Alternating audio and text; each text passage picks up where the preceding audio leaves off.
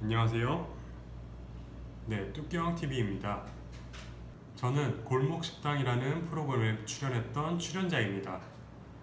제가 경험한 사례를 바탕으로 골목식당에서 어떤 악의적인 편집이 이루어지는지 말씀드리고자 합니다.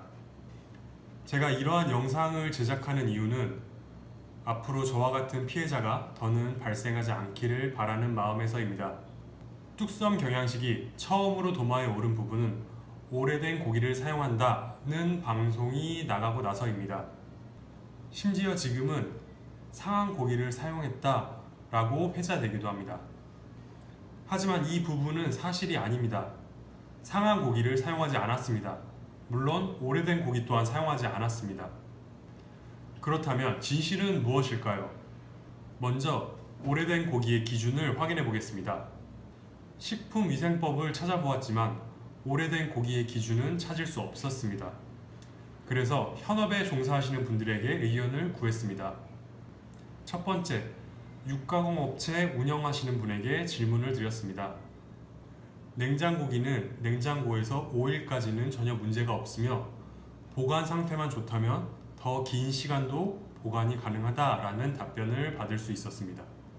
두 번째, 현업 돈가스집 사장님에게 여쭤보았습니다.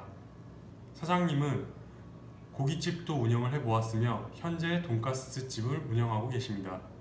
그분께서는 냉장 일주일까지는 문제가 없다. 하지만 보관 상태가 매우 중요하며 반드시 냉장 보관을 해야 한다고 말씀해 주셨습니다. 세 번째, 고기 납품업체를 운영하는 운영자분에게 질문드렸습니다.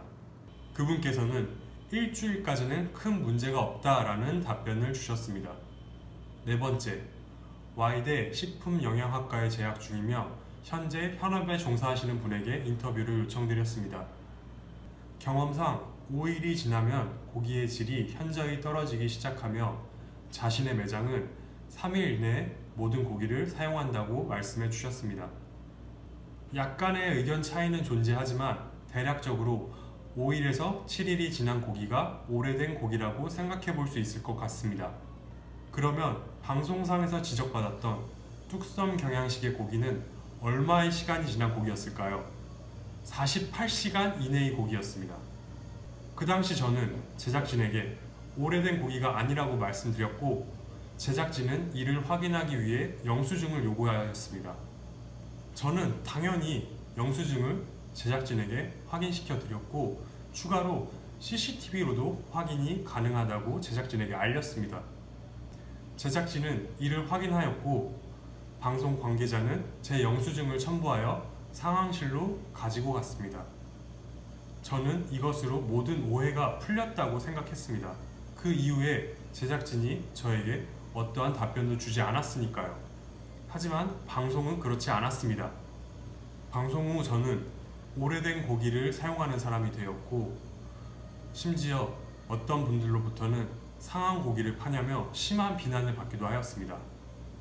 또한 백 대표님이 식재료에 대한 기준이 높다는 저의 말을 편집하여 제가 백종원 대표님이 예민하게 군다며 비아냥거리는 캐릭터를 만드는 데 활용하였습니다.